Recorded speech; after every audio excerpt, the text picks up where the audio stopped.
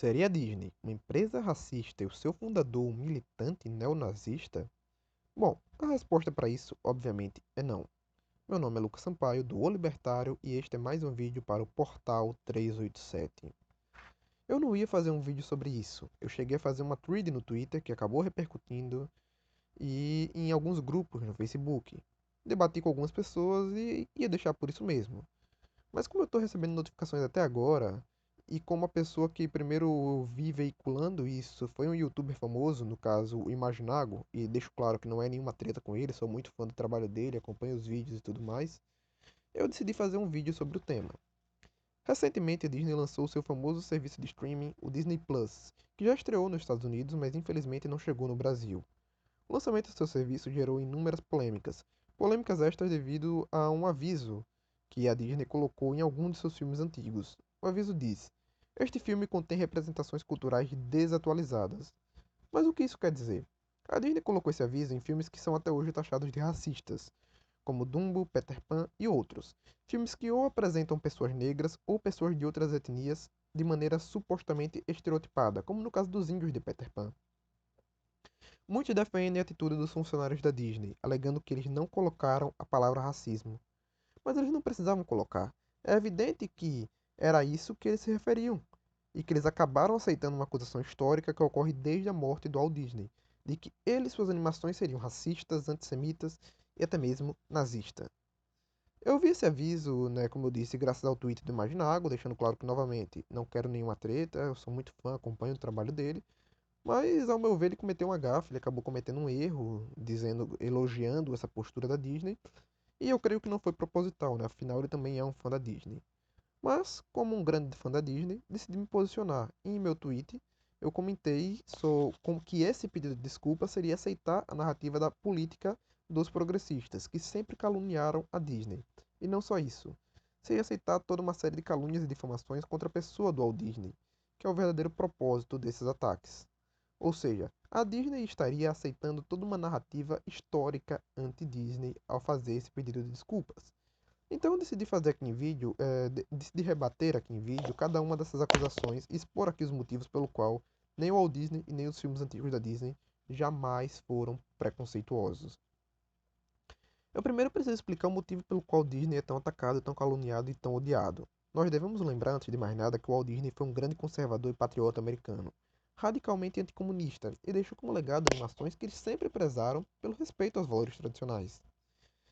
Isso obviamente emputeceu seus detratores progressistas, e o mais interessante, todas essas críticas surgem apenas após a sua morte, como mesmo já não tinha mais como se defender. Dentre as principais críticas, dentre as principais mentiras, está a mais famosa de todas, a de que o Walt Disney seria racista, antissemita, nazista e odiava mulheres. Mas de onde tiraram essas informações? Pois bem, os críticos alegam que os filmes da Disney eram bastante racistas. Mas será mesmo? Vamos lá. Tais alegações se baseiam na forma como personagens de etnia diversa da americana eram representados, sempre por meio de padrões. Por exemplo, os índios tinham esse padrão, como podemos ver na animação de Peter Pan. E para alguns isso seria uma forma de racismo ou intolerância. No entanto, quando vamos analisar o mundo das animações, percebemos que todas as empresas utilizam o mesmo padrão para representar personagens de outras etnias. E o propósito disso não é inferiorizá-los ou algo do tipo. Pelo contrário, é representá-los e tornar possível a identificação dos mesmos. Por exemplo, como é que eu vou saber que um personagem é japonês? Obviamente será pela pele clara, pelo cabelo preto liso e os olhinhos puxados, às vezes até vestido de samurai ou algo similar. Isso por acaso é um preconceito contra o Japão? Mas é óbvio que não, é evidente que não. É apenas um padrão escolhido pela indústria para que os espectadores possam identificar um japonês. Por exemplo, se fosse todo mundo igual, como é que eu ia saber quem é japonês, quem é mexicano, quem é chinês? É necessário haver um padrão para que a gente possa identificar. A própria representatividade só pode haver por meio dos padrões. Afinal, se você não tem uma etnia padronizada, você não tem como representá-la. No entanto, ninguém vê como racismo nessa representação do japonês, até porque os progressistas no geral nutrem de um forte ódio contra o Japão e a cultura japonesa. Voltando aos índios, até os dias de hoje, a indústria faz uso desse mesmo padrão para representar os índios. Veja, por exemplo, como eles sempre foram representados em Pica-Pau, ou na Turma da Mônica, ou como o Papo Papo, vilão do jogo Crash Bandicoot, é representado. Este é um padrão universal para representar indígenas em animações. Notem as similaridades entre eles. Em todas as animações, a gente vai ver que elas seguem esse padrão para representar pessoas de etnia indígena.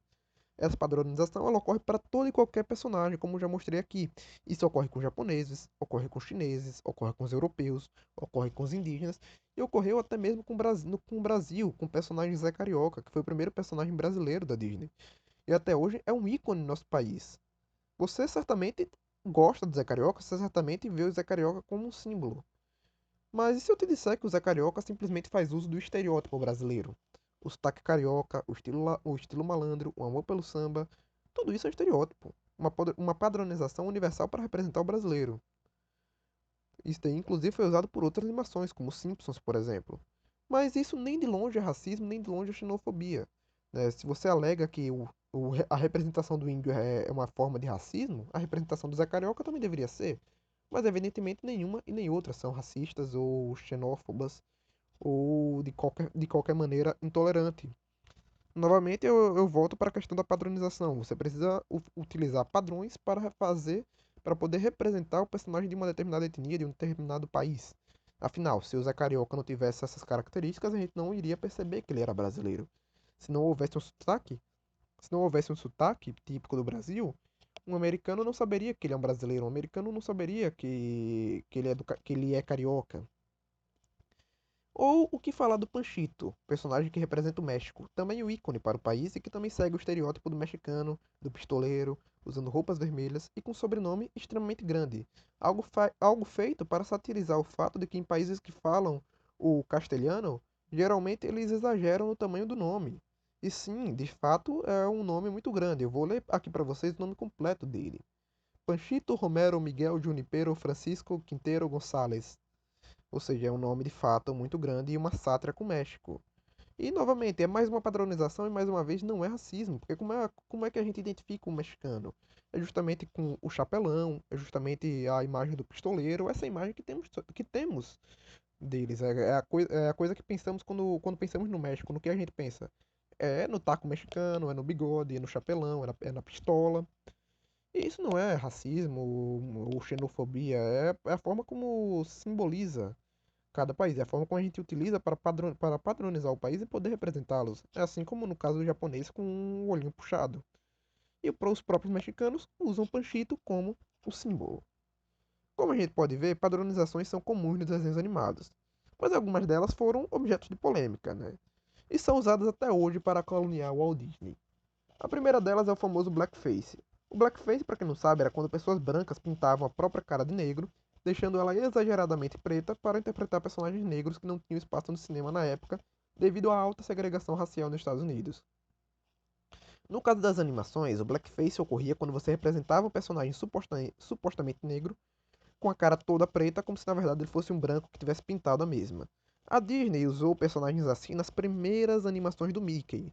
Mas uma coisa que todos ignoram é que a Disney aboliu o uso do blackface ainda na década de 30. E que ela não usava por razões racistas, mas sim porque este era um padrão naquela época em todas as animações. E o Walt Disney, sempre à frente do seu tempo, percebeu o quão injusta essa interpretação era. Ao contrário dos seus concorrentes, como por exemplo a Warner, que continuou usando até a década de 60, quando começou o movimento pelos direitos civis igualitários. E só para constar, né, a Warner, por sinal, também colocou avisos similares e pediu desculpas por animações antigas, mas a gente deve ressaltar uma coisa. Em entrevistas, os próprios produtores naquela época, eles alegavam que havia um tom humorístico nas animações da Warner e que eles eram adeptos do humor negro, né? Ou seja, o blackface não era por razões raciais, mas por razões humorísticas na Warner. Ou seja, quem acusa hoje a Warner de ser racista é como se daqui a 50 anos alguém decidisse acusar South Park de ter sido uma animação homofóbica por zoar homossexuais, por exemplo, né? Sendo que é uma animação voltada para o humor negro. Mas enfim, voltemos à Disney. A Disney foi pioneira em abolir o blackface, foi justamente extremamente inclusiva para os padrões de sua época. E outras alegações que fazem é que seus filmes eram racistas. E no caso pegam três em específico, no caso Fantasia, Dumbo e Song of the South. Comecemos pelo primeiro, Fantasia, que de fato comete um erro ao representar a Centaura, que com a Centaura que era uma serva, como negra. Ela bota uma centaura feia como uma pessoa negra. No entanto, é um salto muito grande dizer que fizeram isso só pelo fato dela ser negra ou motivados por razões raciais, né? Foi de fato, um erro com a forma como eles representaram elas. Acabou sendo ofensiva para muita gente, mas não há nenhuma prova da intencionalidade da Disney nisso. Tanto é que o próprio Walt Disney, ainda em vida, corrigiu a representação da Centaura em fantasia, justamente para não dar segundas interpretações. E agora vamos para o mais polêmico de todos: Song of the South, A Canção do Sul. Segundo alguns, um filme extremamente racista, retratado no período da escravidão e que inferioriza a população negra. Mas se eu te disser que tudo isso é uma mentira que você que está espalhando isso ou é bastante desonesto ou não assistiu o filme. Song of the South, na verdade, é um filme que se passa após a Guerra Civil Americana e tenta mostrar a realidade do negro americano em uma sociedade pós-escravidão e ainda extremamente racista. A Canção do Sul inova ao ser um filme pioneiro na defesa da diversidade, sendo um dos primeiros a dar espaço a atores negros, como o grande James Baskett, famoso por interpretar o tio Remus, protagonista do filme. O filme, na verdade, é uma grande crítica ao racismo, mostrando pela primeira vez negros livres, independentes e donos do seu próprio destino em uma sociedade pós-escravidão e ainda marcados pelo racismo, pela segregação racial. Além de ter sido o primeiro filme da época em que crianças negras e brancas aparecem brincando juntas, sendo um verdadeiro marco naquela época. Graças ao filme, James Baskett se tornou o primeiro negro americano a ganhar um Oscar no dia 20 de março de 1948 por sua interpretação no filme, no qual ele faz o papel do tio Remus, que é o protagonista da Canção do Sul. E isso após Walt Disney, o suposto racista, escrever pessoalmente ao presidente da Academia de Artes e Ciências Cinematográficas para defender esse prêmio. Baskett infelizmente morreu, tragicamente, de problemas cardíacos e complicações de diabetes aos 44 anos, meses após receber o prêmio, no dia 9 de setembro de 1948. Depois do filme, Walt Disney ficou em contato com o ator até a sua morte, chegando a comprar um disco do cantor Bert Williams e dando de presente para ele, pois Walt sabia que Baskett era grande fã de Williams. A viúva de Baskett, Margaret, escreveu que Walt Disney tinha sido um grande amigo e que certamente precisávamos. Walt Disney ajudou em particular os Baskets nos últimos anos da vida de James. Ninguém que apareceu no filme sentiu que ele passava uma mensagem racista. A atriz vencedora do Oscar, Hattie McDaniel, disse à imprensa: "Se eu tivesse considerado por um momento qualquer parte do longa degradante ou prejudicial ao meu povo, eu não teria aparecido nele." Horace Winfred Stewart, que dublou o clássico Brr Brr, usado a rodo nos parques da Disney, usou o dinheiro que recebeu com o filme para ajudar a fundar Los Angeles Ebony Showcase Theatre, um teatro com atores negros. Os cantores negros eram do coral Hal Johnson. Hal Johnson era um diretor do coral afro-americano altamente considerado, e seu Hal Johnson Shore recebeu reconhecimento nacional e se apresentou em musicais da Broadway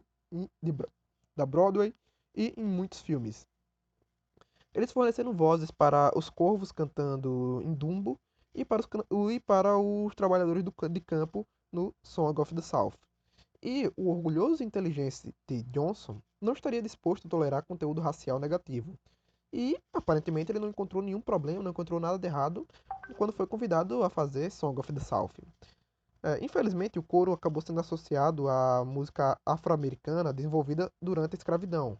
Isso pode ter reforçado a percepção equivocada do público de que o período de Song of the South foi durante o tempo da escravidão. Mas, como podemos ver, Song of the South foi um filme realmente revolucionário, pioneiro em defender os direitos dos negros americanos e a fazer uma defesa enfática da diversidade. Um filme que apresenta negros livres, um filme que apresenta crianças negras e brancas brincando juntas em um período em que os Estados Unidos era bastante marcado justamente pelo racismo e pela segregação. Walt Disney foi corajoso em, naquela época, combater a segregação racial e o racismo. Então, aqueles que usam Canção do Sul para dizer que Disney era racista são pessoas extremamente desonestas ou que não viram esse filme, pois o filme é o exato oposto disso. Outro filme polêmico é Dumbo, devido à cena dos trabalhadores negros cantando e do corvo Jim Crow. Mas o que muitos não sabem é que a Canção dos Negros Trabalhando é, na verdade, uma crítica às leis de segregação racial de Jim Crow, que vigoravam nos Estados Unidos. Não só isso, mas assim como em Song of the South, a música é tocada pelo Hal Johnson, ícone da música afro-americana e que jamais aceitaria tocar em qualquer animação racista. Então não, as animações clássicas da Disney jamais foram racistas. Outros fatos interessantes, né? O Walt Disney ele foi pioneiro na contratação de pessoas negras em estúdios de animação. Floyd Norman era negro, por sinal ele está vivo ainda, e trabalhou na Disney, sendo o segundo funcionário após Frank Barton, que trabalhou em Looney Tunes por 2 anos antes de ingressar na Casa do Rato, a trabalhar na Disney, né? E Norman conheceu e trabalhou com Al em pessoa por muitos e muitos anos. Ele até trabalhou como um historiador para Mowgli e o Menino Lobo. E na década de 1950, Floyd foi contratado como animador e depois promovido a uma posição de prestígio no departamento de reportagens. E isso uma década antes do movimento pelos direitos civis igualitários explodir. Disney contratou, por vontade própria, um homem negro para fazer parte do departamento de animação, algo que nunca havia acontecido em nenhum outro estúdio americano de animação. Ele viu que Floyd poderia fazer o trabalho, e isso foi suficiente. E segundo o próprio Floyd, nenhuma vez observei um comportamento racista sobre o Walt Disney, disse ele ao historiador Jim Corks. Seu tratamento às pessoas, e com isso quero dizer a todas as pessoas, só pode ser chamado de exemplar. O Walt teria contratado mais animadores negros se algum deles tivesse lá aplicado. Os trabalhos estavam lá, mas nenhum outro animador negro se aplicou. Naquela época não haviam escolas que ensinassem animação. Eu tive que buscar treinamento de arte adicional antes da Disney me contratar. Eu e Disney não éramos amigos, mas isso foi por causa da diferença de idade entre nós de mais de 30 anos. Ele viu os desenhos que eu estava fazendo no meu tempo livre e foi ele quem me levou da animação para a história. Ou seja, James Floyd Norman foi o segundo, no caso, o segundo negro, né, a trabalhar na Disney, né, depois do Frank Braxton, que antes tinha trabalhado na Warner com o Looney Tunes e depois foi contratado pela Disney. E Norman, ele deu inúmeros depoimentos e dá inúmeros depoimentos até hoje em defesa de Disney e desmentindo essas mentiras de que Disney seria supostamente racista. Além do fato de que a Disneylândia ela sempre esteve aberta a todos. Ao contrário de outros locais focados no entretenimento, que haviam diversas restrições, a Disneylândia nunca possuiu nenhum tipo de restrição. Ela nunca impediu que famílias negras, fossem brincar no parque. Enquanto o primeiro parque da Disney tinha empregados negros, as duas celebridades mais populares da Disneylândia em seus primeiros anos eram negras, Trinidad Ruiz e Aileen Lewis, além do Tyrus Wong, que era chinês e era o principal artista de Bambi. E aí vamos para outras acusações. A acusação de que Walt Disney seria antissemita e nazista. Isso é extremamente infundado e foi popularizado pela atriz americana Meryl Streep, um ícone do movimento feminista. No entanto, tais alegações são extremamente infundadas e se pautam sempre em cenas isoladas, como a cena do lobo mau nos Três Porquinhos, em que o mesmo se veste de judeu. No entanto, era comum naquela época o estereótipo do vendedor ambulante judeu, além do fato de que os porquinhos abriram as portas para ele pelo fato de que judeu não pode comer carne de porco. Essa representação nem de longe é antissemita, é apenas uma padronização. Era muito comum esse padrão do vendedor ambulante judeu, era muito comum você ter imagens do judeu e era muito comum você ter judeus em animações. Não só isso, como até os dias de hoje existe esse estereótipo do judeu, o estereótipo do rabino em animações e em filmes. Eu vou dar um exemplo recente.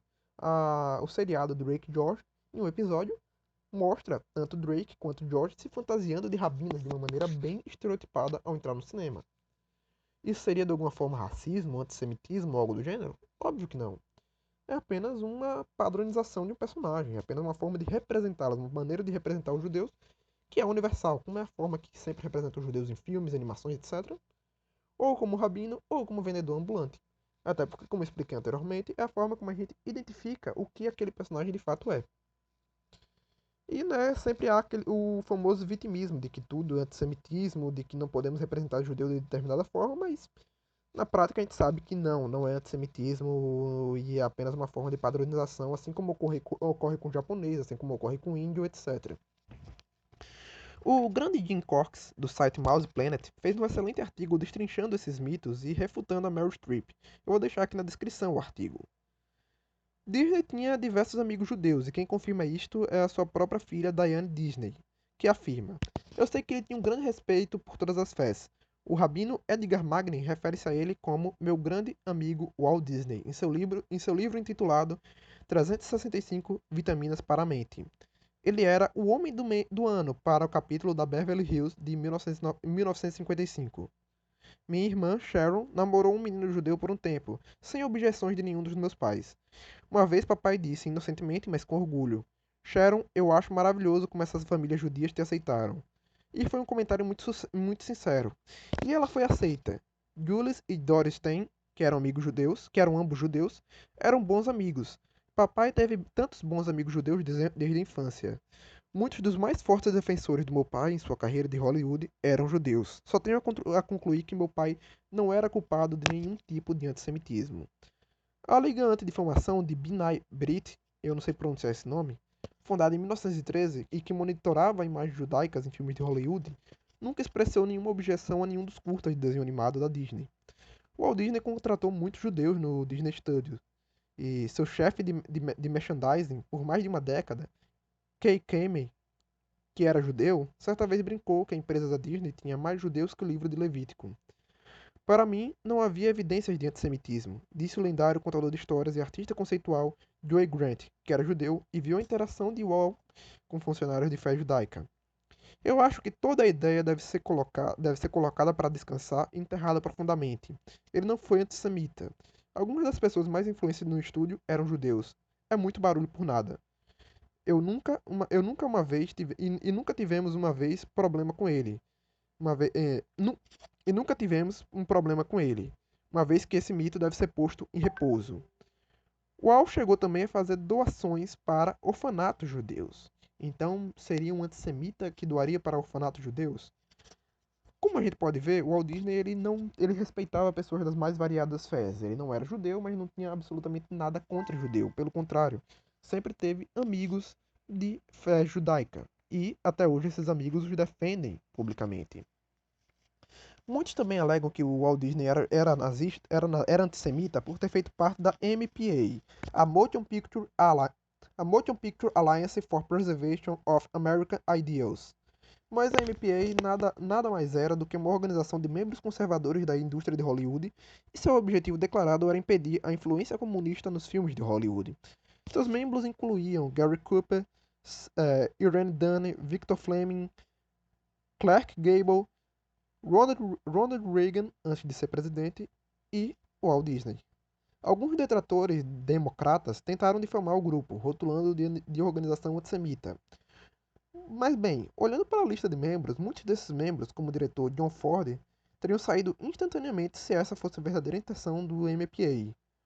Walt era membro porque odiava o comunismo e achava que os agitadores comunistas haviam instigado uma greve em seu estúdio em 1941. E uma pergunta: quem era o membro mais importante desta organização quando ela começou? Maury Riskin. Eu também não sei pronunciar o nome dele, enfim, nome judeu, enfim. Mas para quem não conhece, Maury Riskin era a roteirista judia de filmes clássicos. Era o roteirista judeu de filmes clássicos. Ele foi indicado ao Oscar por My Man Godfrey e Stage Door. Então, de onde Meryl Streep conseguiu essa referência obscura sobre o MPA para atacar falsamente o Walt Disney? Bom, o mais provável é que essa análise muito rápida tenha vindo da biografia de Neil Gable sobre Disney, que é Walt Disney e o Triunfo da Imaginação Americana, de 2006, que foi bastante contestada desde a sua publicação. Segundo e pelas palavras do próprio Neil Gable, essa é uma das perguntas que todo mundo me faz, disse ele em uma entrevista em 2006.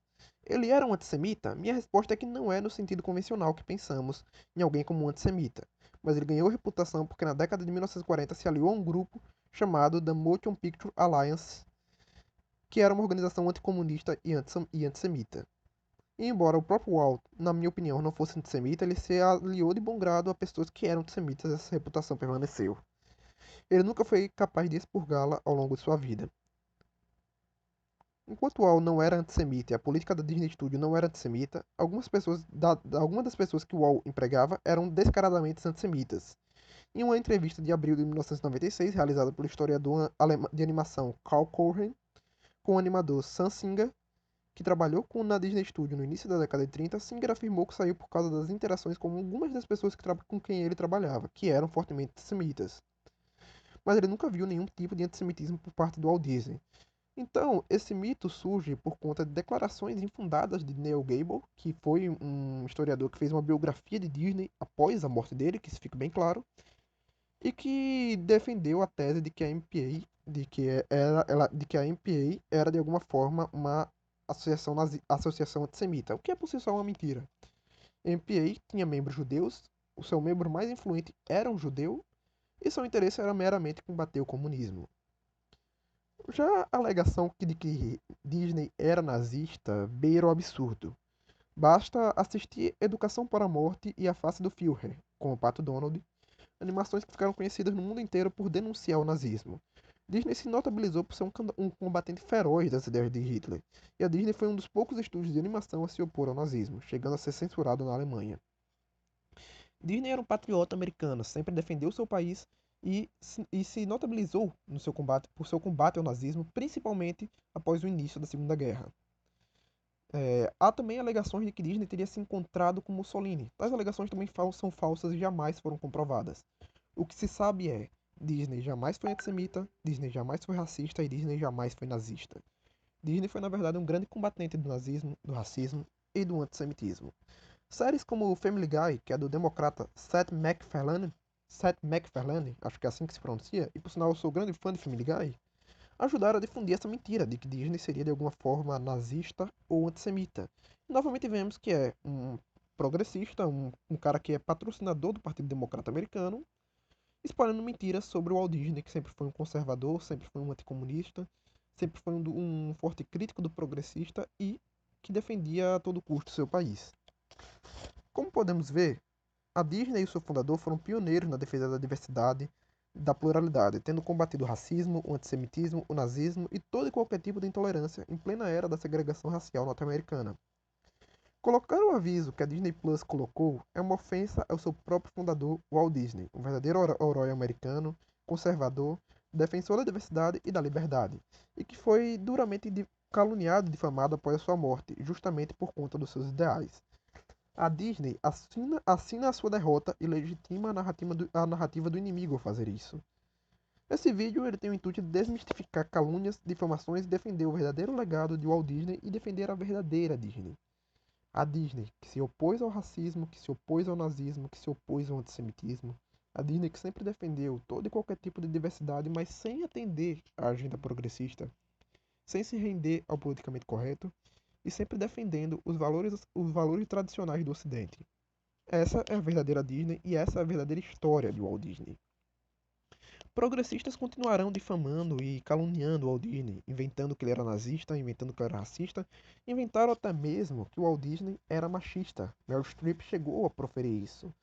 Mas para desmistificar isso é muito simples, basta pegar a lista de mulheres contratadas por Walt Disney desde o início desde o início do estúdio e podemos ver que a lista é bastante vasta. Então, pelo que a gente percebe, tais alegações são infundadas. Não há nenhuma prova de que Disney era de alguma forma preconceituoso. No entanto, há inúmeras provas do contrário. Song of the South inovou em ser uma animação que combatia o racismo, assim como Dumbo e muitas outras animações. Assim como A Face do Führer inovou em ser uma animação que combatia o nazismo justamente em seu auge. Disney deve ser sempre lembrado como um homem que combateu a intolerância, que combateu o preconceito e que defendeu os valores tradicionais da sua época, os valores da sua pátria, e que hoje virou alvo dos progressistas, dos esquerdistas, justamente por defender valores que iam de encontro à sua ideologia. Dentre as fontes utilizadas, usei justamente o site do Mouse Planet do Jim Corks, assim como usei também o Ovest do Thiago Ranieri, que resumiu bem os artigos do Jim Corks. Ambos estarão aqui na descrição do vídeo. Eu agradeço aos que viram o vídeo até o final, eu sei que o vídeo ficou muito longo, e eu peço que se inscrevam no canal, que sigam nas redes sociais, que estarão na descrição, @sampaio387 no Instagram, @o_libertário no Twitter e @o_libertário_oficial também no Instagram. Eu peço que acompanhem todas essas redes sociais para ficarem por dentro das novidades e saberem dos próximos vídeos. Por hoje é só. Desejo a todos um ótimo final de semana.